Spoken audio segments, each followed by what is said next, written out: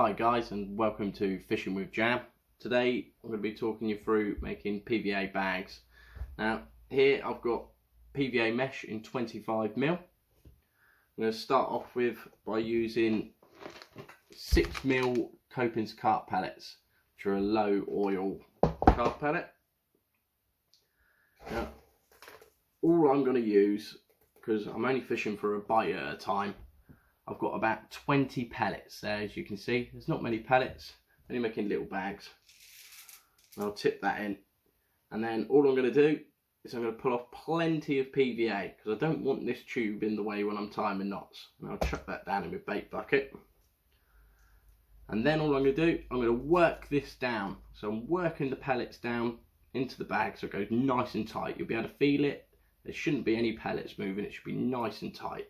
I'll put a twist in it, and then all I'm doing is I'm just tying a little granny knot on the top of there. Now if you hold the knot on the top of the bag, the knot will slide down onto the top of the bag and it will make it stay there, be nice and tight still, so you've got a real tight bag.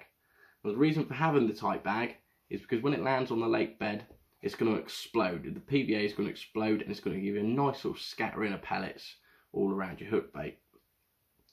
And once you've tied that first knot, you want to tie a second knot just behind that, nice and tight. Do the same thing again. You just hold the knot there and pull it down, so you see that's nice and tight. Now sorry about the scissors, I've had to steal the missus out of the kitchen, so hopefully she don't find out. Mine's down in the motor. What you want to do is you want to cut in between the knots like so, and there you have one bag which is finished. Now the reason for tying the second knot in the PVA is so that you've got your knot there and it's all ready to go for your next bag when you want to tie some more up.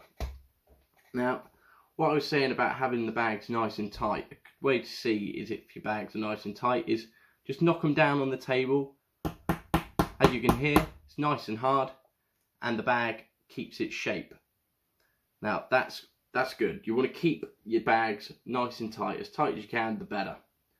And also I'm going to go back onto what I was saying about before, where I'm using the low oil carp pellets. I'm using the low oil carp pellets because I like to keep them in a bag. See, now there's probably about 100 in here, and what I'll do with this bag is I'll just keep this in the back of the van, and when I go and I'm ready for a session, I'll take this bag with me.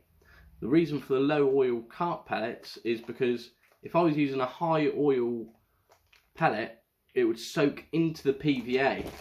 Now if it soaks into the PVA, what it's going to do, it's going to create the breakdown time a lot longer. Now this is ideal if you're fishing on deep waters. Now it can be a good advantage, but if you're fishing on shallow lakes, really you want that bag breaking down as quick as possible, because you don't want a fish to turn up and you've still got your bag there which hasn't melted. That's all for today on PVA bags, and hopefully I'll catch up with you all soon and we can all get out of this isolation and go fishing. Tight lines everybody.